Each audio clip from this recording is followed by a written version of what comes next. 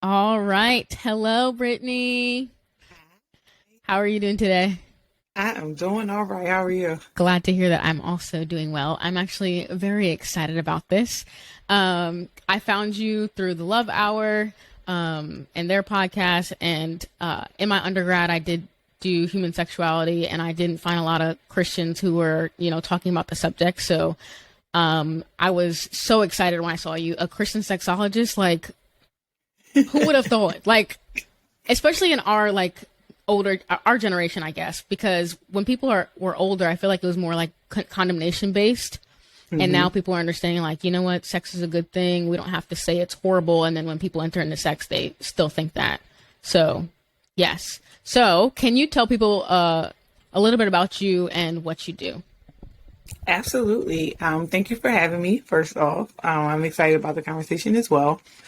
As she said, I'm Brittany Broddus-Smith. I am the founder of the Intimacy Firm and creator of the My Vulva and Me web series and anthology. And as a Christian sexologist, I speak and teach and train around anything under the umbrella of sexuality and just encourage, but I do so in a way that is medically accurate and science-based, but also sensitive to, the underpinnings of the Bible and scripture and the theological understanding of Christianity.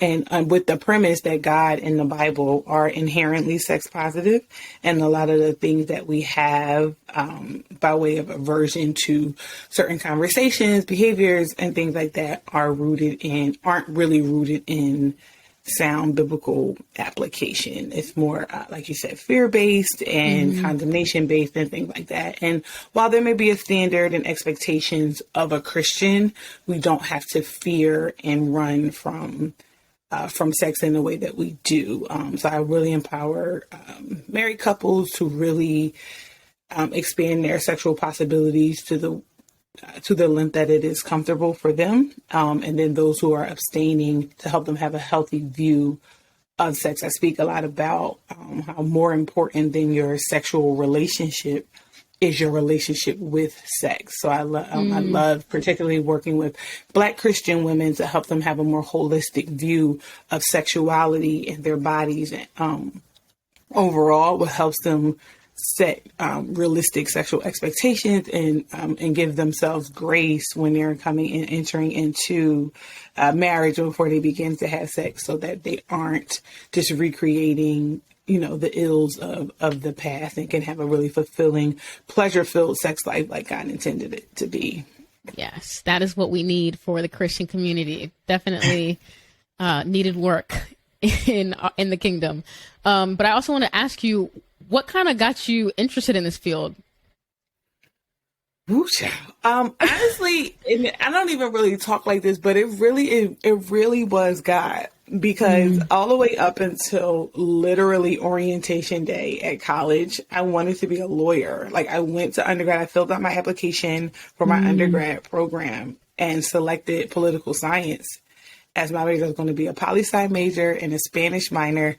Going to Oh, be this wow. big time lawyer, a big time lawyer in New York, and I was going to live in this like floor to ceiling glass loft and wearing my Louboutins and pointing and I object, Your Honor. Like, that's all I dreamed of That's between funny. Johnny Cochran and then watching Girlfriends, and Joan Carroll Clayton was just like the Yes. bee's knees to me. And like, I was like, yep, that's what I was going to do.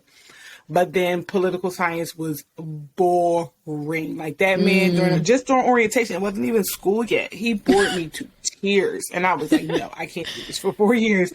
That's So I funny. changed to psychology, and I really, really liked like studying people. I had a course called abnormal psychology. So all of the like diagnoses and the strangest things, the things that you would see on CNN and that kind of stuff. I was like, oh my God, I love that stuff. And at the time, I didn't want to do a PhD. I was like, I'm trying to get out, in and out. I'm over. I've been in school since I was 3. I was over it. But I knew, so I switched to social work for grad school. So I finished my bachelor's in psychology and I got my MSW. And I was like, Okay. okay, I'm going to do family stuff, social work. I can do some couples counseling here and there and stuff like that. And it was really great. But then when I got married, I got married to a deacon. He was 10 years older than me. And it was like a very traditional ministry, and I was the youngest wife. And so some of the things that came out during like the wives discussions and stuff like that, I was just like, what Bible are y'all reading? Like, I was so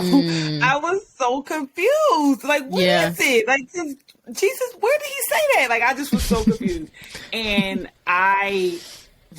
so I learned of my human sexuality program the last semester of my social work program. And I was like, oh, wow, I could do this, like, you know, but it still was just like therapy. Like, I just wanted to do couples therapy, and I had a very like specific view. Like, I want to help couples have better sex. Like, I knew it, like that came in early, but it didn't, the way that the intimacy firm has came to fruition now wasn't on my radar at the time. But I wound up teaching a Bible study. My pastor, he really did believe in what I was doing.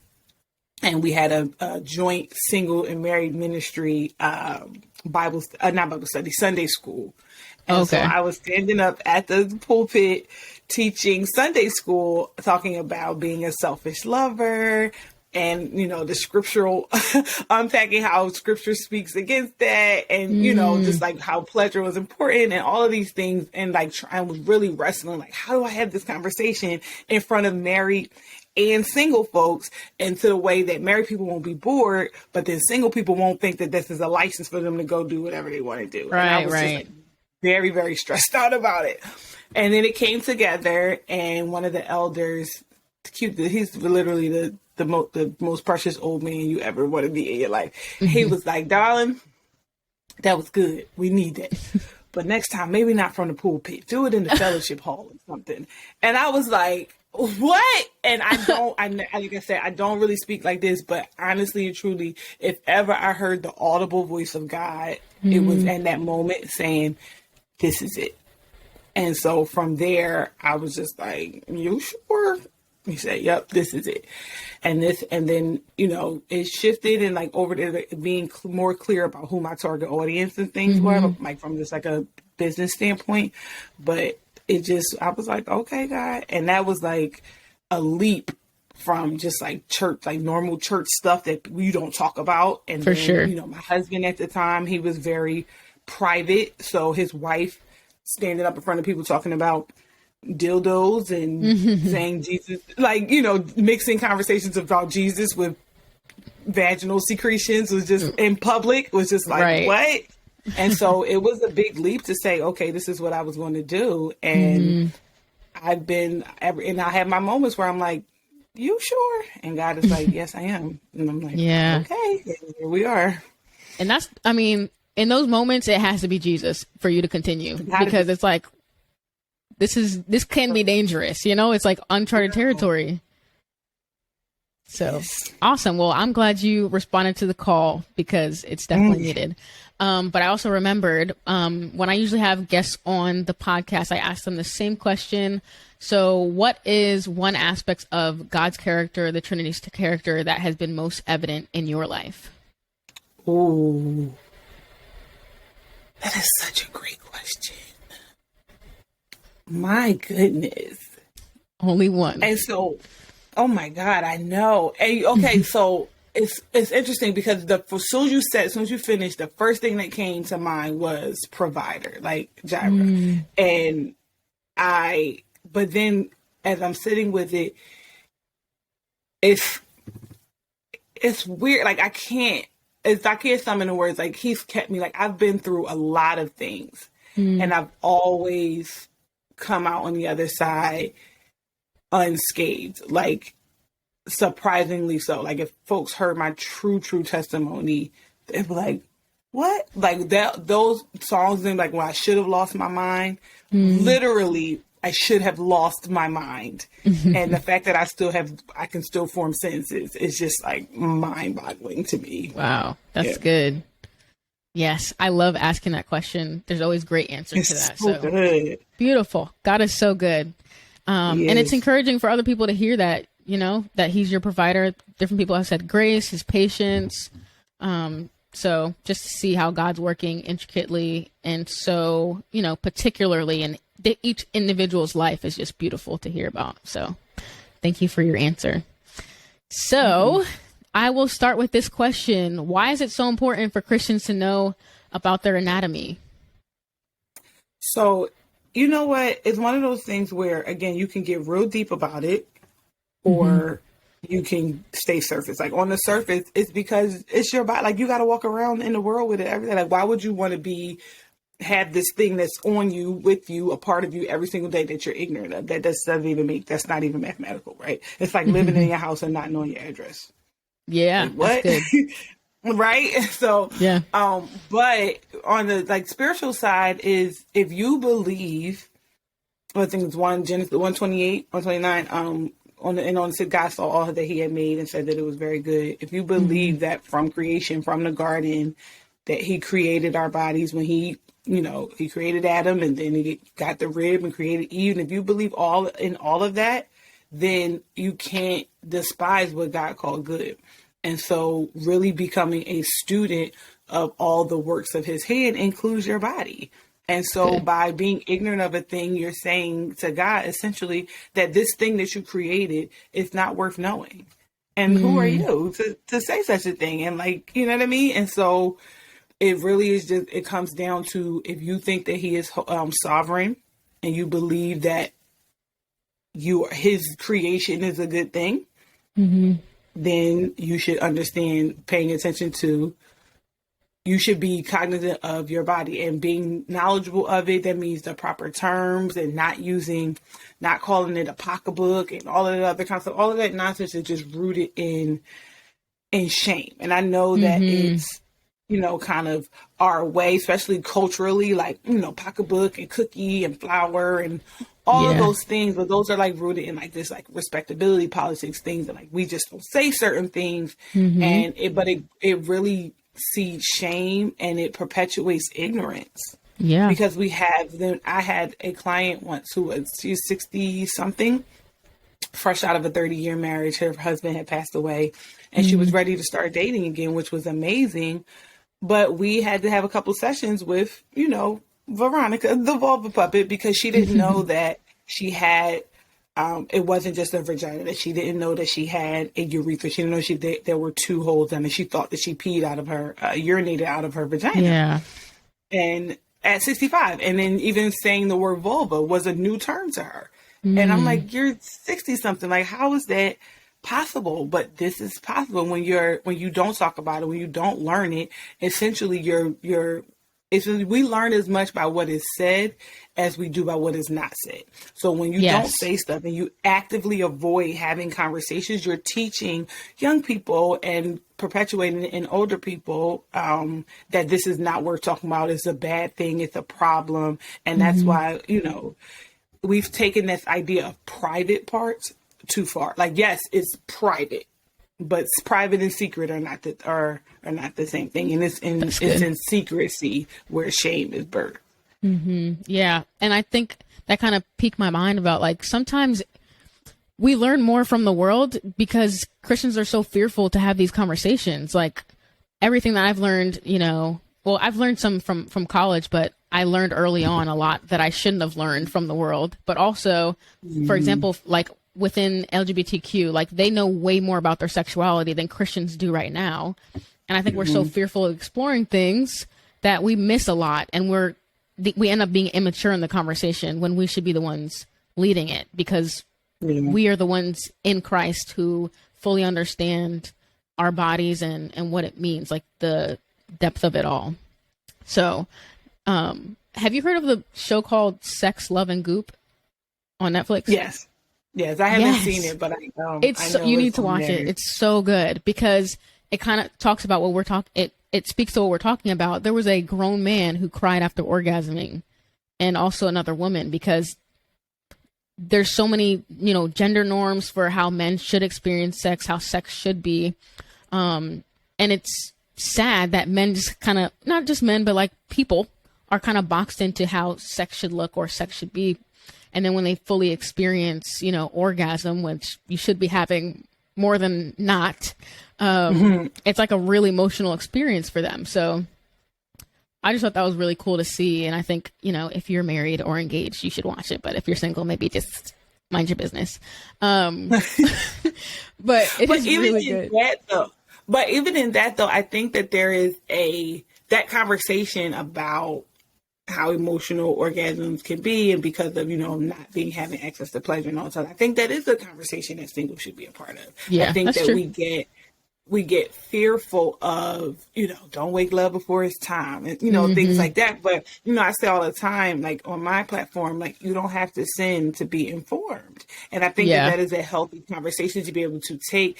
And then now, if you are super, like, if you having one of those moments where you're super aroused and, like, it's, your hormones are running crazy, maybe sex, love, and goop is not the right idea. Right. That's the instinct, right?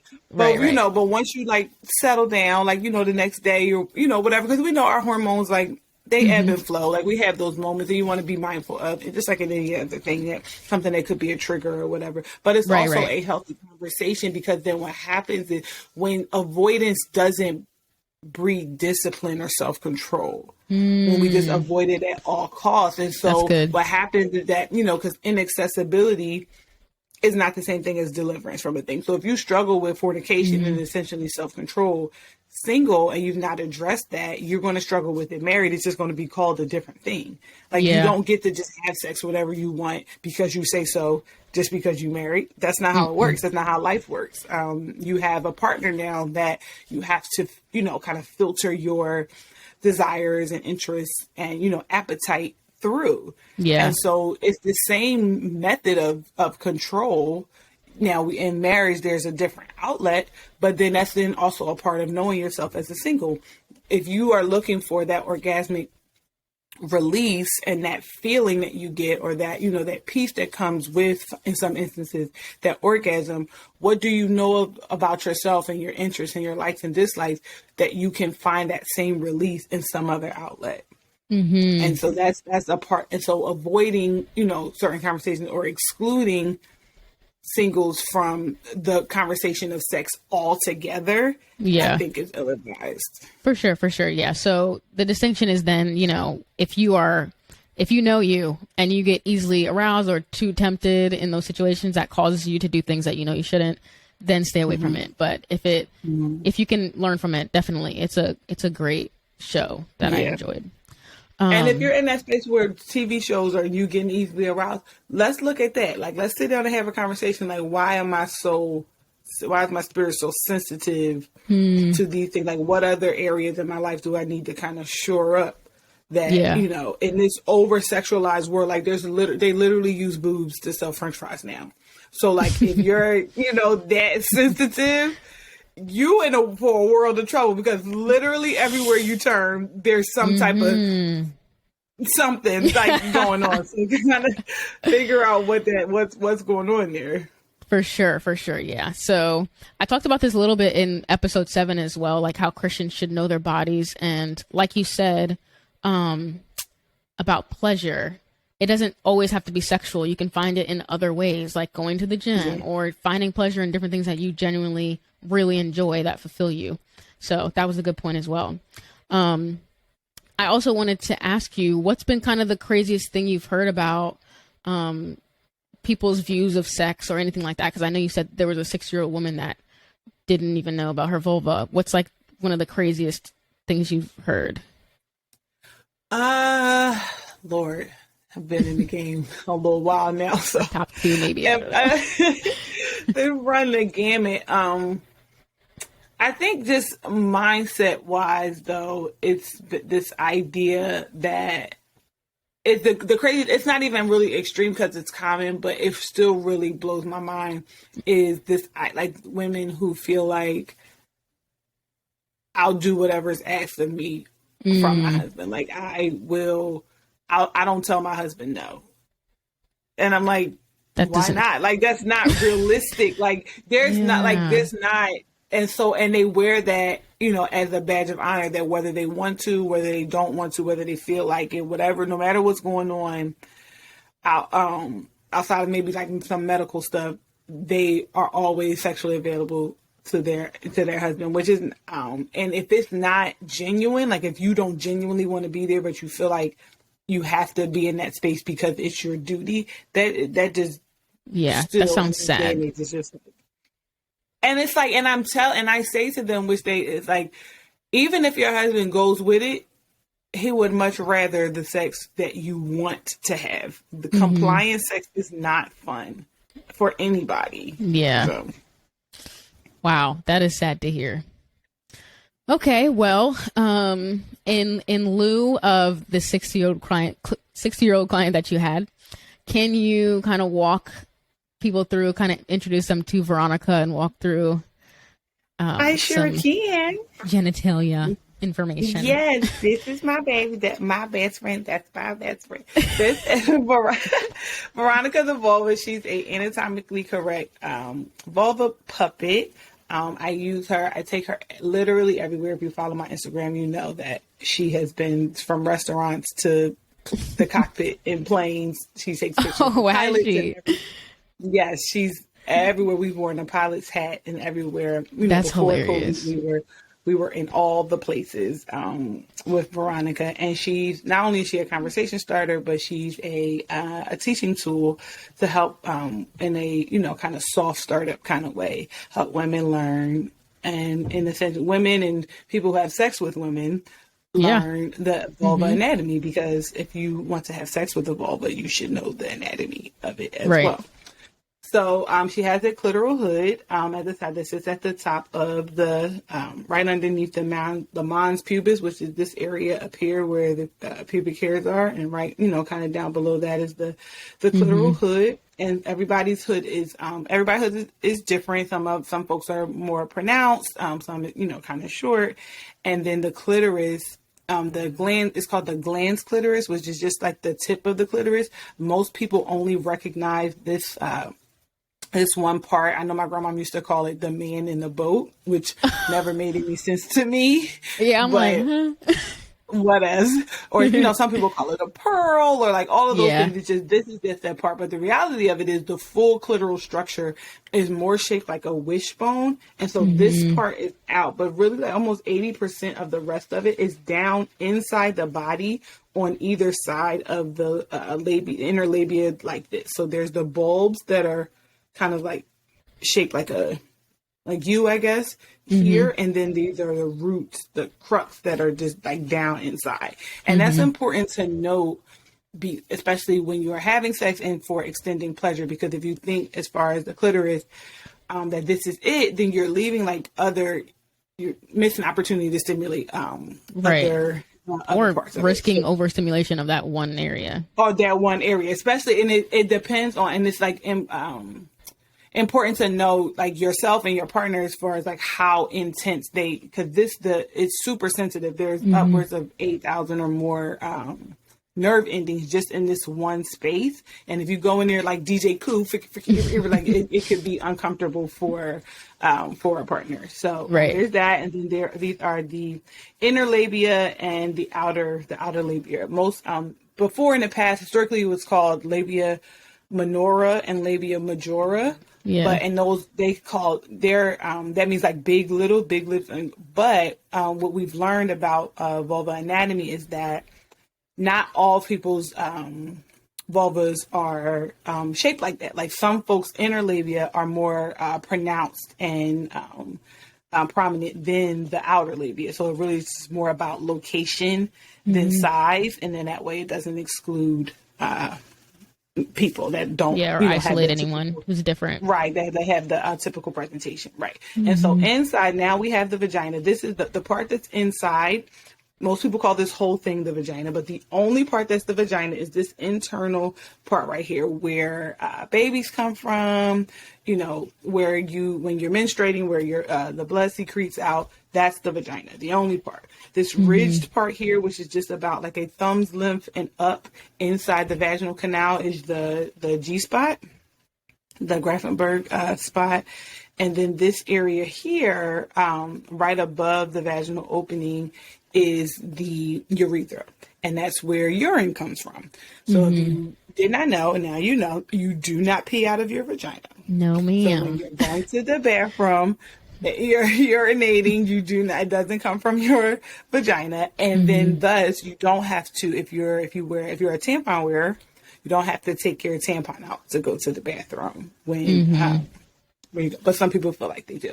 And then that's why you have this here, which is the perineum, which is that space right between the vaginal opening and the anus. So that is Veronica. Yes. And now you know. So she is not just telling you this for a lesson on your body. So this also does something for your brain as well, knowing yourself. It literally helps you know you better and be more confident in you knowing yourself. So I think that's just really cool that you're more confident in you by knowing an aspect of your body. Yeah. So, and essentially it impacts relationships, because when you know your body and you know how it functions, you're more confident, as you said.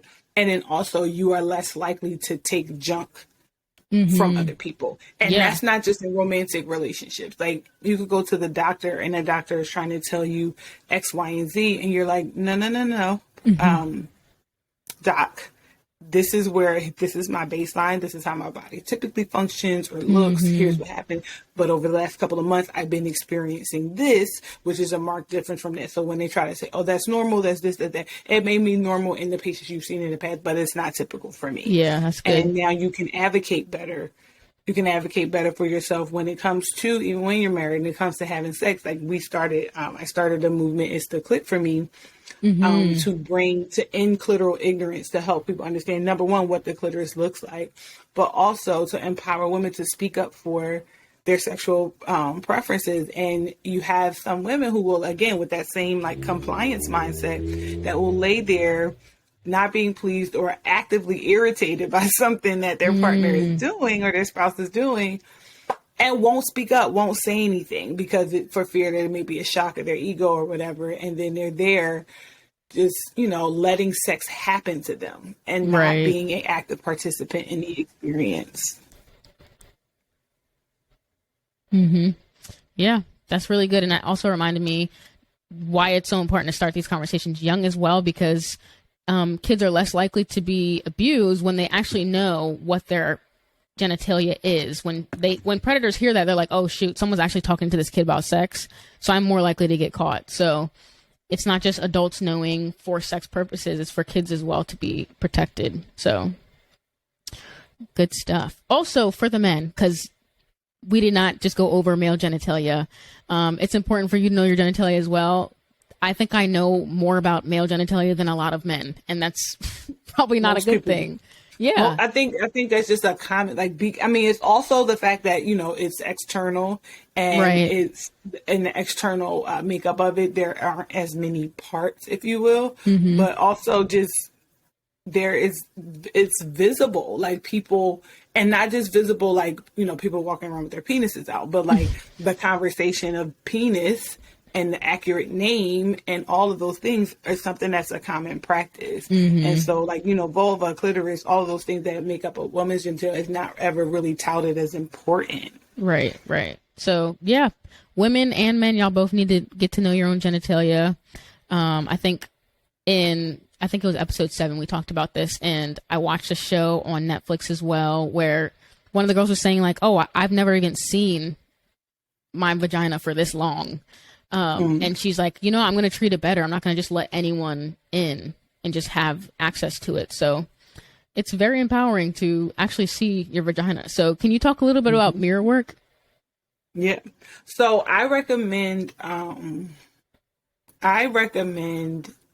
folks after each cycle, however your menstrual cycle works, or at least monthly, no longer than quarterly, really taking a hand mirror and sitting down, being comfortable, and really looking at your vulva and noticing what's there, noticing, how pronounced the different parts are, noticing colors, even noticing color and scent of secretions and all of those things, just being comfortable with looking at it. And then also, while you're looking, noticing what you're feeling. If things come up for you by looking at your vulva that's different than looking at your hand, sit with that. What does that mean? Why am I having these feelings about whatever when I see my vulva? Why is it so hard because you may not be surprised, but that's one of the primary assignments I give my coaching clients. And it's, for some of them, it's like, what? You want me to do what? Why? For what? Like, and when I talk about it on social media, inevitably, at least one person is like, oh, I'll wait till I'm married to do that. Oh, that's sad. I'm like, say what now? Like, and they're like adamant, like, well, what's the point? What am I? Okay, I saw it. Now what? I'm so confused. But the thing is that's because there's an inherent thoughts of like sexuality, or not even sexuality. People think genitalia and they automatically think sex. Yes. There's not, unless you're having sex, then the vulva at that point is not a sexual object. You know what I'm saying? And so when they think about it, they automatically assume that it's connected to some type of sexual expression outside of just a healthy body image. Just looking at you, like, where, you know what I'm saying? It's just like noticing what's going on and, looking around, and like no different than looking at your face in the mirror. Like, oh my God, is that a pimple? What's going on? I need my eyebrows done. Like that same kind of analysis you should do with all of your parts. Like to actively, it'll be one thing if it's just like, oh, I didn't even think about it, but to actively avoid looking at it is the areas where I have concern. Yeah. And I've heard someone say, like, you teach your kids, oh, this is your ear, this is your nose, this is your whatever. Why does it get so uncomfortable when it goes down there? It's just another aspect of your body. Not that it's not important, but it's just another aspect that we can get to know. So definitely want to encourage everyone listening to just spend some time with your genitalia. And if you get aroused, that's okay. The whole point is for you just to get to know yourself. So there's no condemnation in that. Yeah. But I want to also ask, what are some practices you feel like that women and men should engage in when it comes to like genitalia health and upkeep? Number one, particularly for vulvas, keep flavored, scented, sugary things far, far, far, far away. They're all the time. Like, and this is a little crass, but oh well. Just because it has lips, it doesn't mean it eats food. So keep all of if you're married and you're trying to be sexy, all the chocolate and the strawberries and the whipped cream and the edible underwear and all of that. When if you're getting married and you have a girlfriend that's getting married and you want to buy them some of that nonsense that you get at bachelorette parties, don't put sugar anywhere near your vulva. No flavored lubes, no scented body wash, no scented sanitary napkins. Like, all of that is terrible. Do not douche under any circumstance. And I think, and I feel like sometimes I'm like, do I have to keep saying this? Because nobody's douching. You surely do. Douching. They are still selling douche. Like, don't do it. At Summer's Eve, don't do it. Do not do it. I'm going to say that one more time. Don't do it. Because what happens when you and douche, they may be wondering, like, why not, all of the right. And so what happens is douching removes all of the bacteria from your vaginal canal, but including the good bacteria. And because the vagina is a self-cleaning ecosystem, and when the vaginal secretions that we get, in our underwear daily, and it's alkaline, which is why you'll see those like color changes in your underwear and things like that. All of that is typical, and that is the environment that is needed to keep, to kill bacteria and, and things like that, and ward off any type of infection. But it's cleaning itself. And then when you menstruate, all of that is just part of the cleaning process. So when you douche, it messes up your pH and your ecosystem, and then it becomes counterproductive, because then you open the door for yeast infections, which itch like the dickens, and bacteria vaginosis, which smells like death. And so it's not really anything. Oh my Lanta, it's terrible. And it's nothing that you want to do. And really what it is we live in a capitalistic society, and their mission is to convince us that we're not good enough, or smell good enough, or strong enough, or smart enough, and all that. That's how, people say all the time about pain points. That's the world's favorite word. Like, find their pain point. And in capitalism, they have to convince you that you have a pain point and then sell you stuff once they've convinced you of it. And so vulvas are supposed to smell like vulvas, not autumn sunrise or and strawberries. No, right. It's not, supposed to happen. Like, it has a scent. Some folks, depending on your chemical makeup, are a little more pungent, a little more, more identifiable, if you will, than others, but that doesn't make it a problem. Now, if you get to the place where you have itching and burning and it's like kind of a fishy type of like garbagey smell, then it may be some type of infection that may require medical attention. But like, clearish to whitish, discharge or vaginal secretions is typical. And so it's not anything to worry about. But other basic things would be making sure that if you work out a lot or if you swim, changing out of your wet clothes, because wet and dark is where bacteria loves to live. So if it's dark in between your thighs and where your vulva is, and then it's wet as well, it's like, hey, come bacteria, we want more of you. So making sure you're changing out of that, making sure you're getting regular checkups. I know folks who are not sexually active wonder if they should get pap smears or not. After a while, depending on how old you are, I recommend them. Like once you're older than 21, I would recommend begin to start a relationship with a GYN. That you all may discuss and decide together that you don't need one, but the pap smears really ultimately check for your uterus, right? cervical cancer, and things like that. And so because, if you've never had sex, your risk of HPV is practically non-existent, but and HPV is the cause of most types of cervical cancer. But I would still recommend, because the thing is there are a number of other things that could be happening within the vaginal or uterine or cervical area that even without sex that may be of concern, and you don't want to wait. Let avoiding it cause something that could have been addressed for sure earlier. So right now, the typical recommendation is 3 years, but some they allow, if you have no risk factors, they allow you to go up to 5 years in between exams and pap smears. I'm not doing it. I'm not waiting no 5 years. I go. It took me long enough to get to 3 years. Like I used to go once a year because I don't have time to play. I need to know what's up. Cancer runs in my family, and I just don't have. I don't need no surprises. And so even then, my doctor agreed that my risk factors were low, and I was like, I don't care. I'm coming. If my insurance doesn't cover it, I'm going to pay for it myself because I'm doing it. But definitely, come back. And I had a hysterectomy, so so they're really like, Brittany, don't come back here. See you in 2025. And please stop coming. No, I'm coming. So it's like there's not even a cervix for us to check. Oh well, check it anyways. But yeah, so that's like, just keeping scents and flavors and sugars off your vulva, getting, regular checkups and looking at it.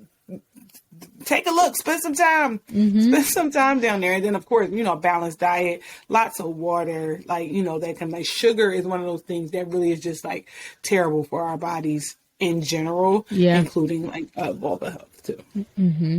And I think it's important to just normalize like going to a gynecologist, because I don't know, even myself, I not that I was uncomfortable with it. It was like foreign to me. So I'm like, I don't have sex, so why would I go? But also like, you don't know that your normal vaginally or your vulva is healthy. Like maybe you're experiencing things that you shouldn't be experiencing. And going to the gynecologist will help you learn like, oh, I didn't have to have that itch or experience that for the last, I don't know how many years, so just going and doing that.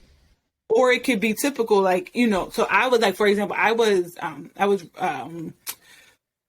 over 300 pounds a couple years ago. Oh, wow. And I couldn't see my vulva. So I never really, looked, and I had 2 kids and really wasn't spending much time in there. But then once I lost the weight, I was led to look And then it was just like, oh my God, like I'd never seen it before. So I didn't know. And I was just like, this doesn't look like, vulvas that are on, TV or in diagrams and stuff like that. Like, what's happening? And so I was convinced that I was going to die, of course. I was like, oh my God. And I was married and I was like, what?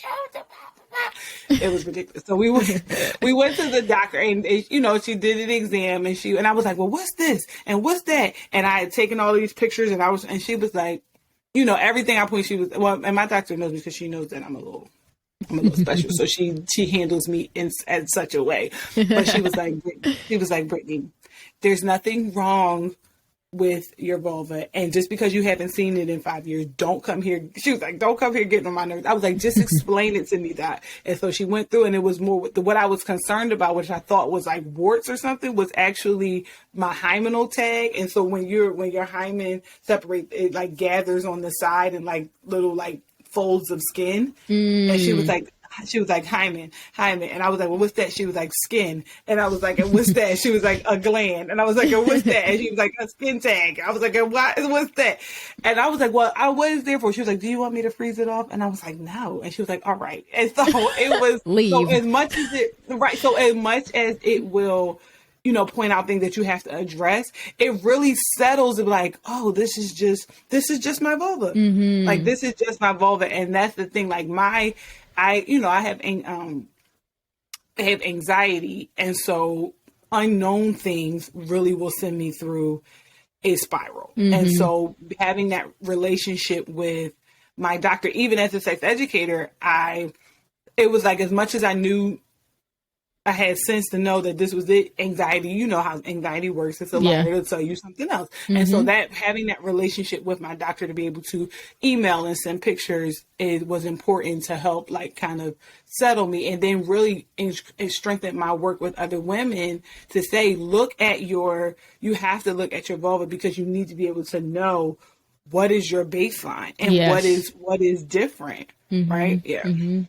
And I think that's also good too, therapists should be receiving therapy. Sex therapists or sexologists should also have people who are helping them as well. So I think that's a good testament to you just continuing to be a learner. So I think that's awesome. So if there was like one thing anybody could take from this conversation, what would you want that to be? That knowing who you are, like mentally, emotionally, and physically, is a part of the work God has called us to. So if you believe that God has a purpose for your life and you believe he's sovereign and all of those things, you cannot carry out your purpose ignorant of your body. That's good. Because then, especially we are to treat our bodies as temples, know that our bodies are temples of the Holy Spirit, right? Mm-hmm. If you are charged with caring for the temple of the Holy Spirit, you need to know that thing inside and out. If it was a literal temple that was outside of a structure that you were responsible for, everything would be up to code. You would know that building from the rooter to the front to back, side to side, the foundation, the crawl space, the attic. You would know everything there was to know about it. You wouldn't let just any old body come into the place. You would make, you know what I mean? You would make sure that everything was just so. Well, your body is a temple. Do that, carry it and care for it in the same way, because when you are committing your body to God and honoring God with your body, you can't honor him with a body that you don't know, because then that's not ignorant and that's not obedience, that's ignorance. That's good. Woo. Good stuff. All right. Well, thank you so much for coming on. Can you tell everyone where they can find you and what they can look forward to? Yes, absolutely. I am at the Intimacy Firm on everything, thankfully. So on Instagram is where most of my shenanigans happen. So once my cutting up and fun happens over on Instagram, I would love for you all to join the Intimacy Insiders by meeting us over there with all my good girlfriends. I'm also on Facebook at the Intimacy Firm. Twitter, I'm not quite as active on Twitter, but it's there. And we also have the Intimacy Firm YouTube page. And that is where we are right in the middle of season 4 of My Vulva and Me, which is our web series for, by, and about Black women, where we center Black women doing amazing things from around the world and really kind of dig into what their experience is like doing what they do, but also being a Black woman, and how it's unique and impacted by that. We get into all kinds of things over there. And the My Vulva and Me book, our anthology that is based on the web series, we're in volume 2 that comes out this November 28th. Cool. So we're like 22 days away from the release of that. So I would love you all to check that out, because pre-orders had stopped. And if you want to get in touch with me, theintimacyfirm.com is where you can reach me. My contact page is there. And I'm got lots going on, and I'm so excited and would love to have all of you all be a part. Thank you so much again. Of course. And I'm going to put your information in the description so people can access it easily. So yes. All right. Well, thank you so much for coming on, and thank you guys for listening. If you'd like to support The Parallel, you can join our Patreon and have access to content that our free listeners do not. Just want to do a quick shout out for the first VIP Patreon. Her name is Aurelis. So I appreciate you. Thank you so much for supporting. Also, guys, remember to always speak the truth in love, and I'll speak to you next week. Bye. Bye.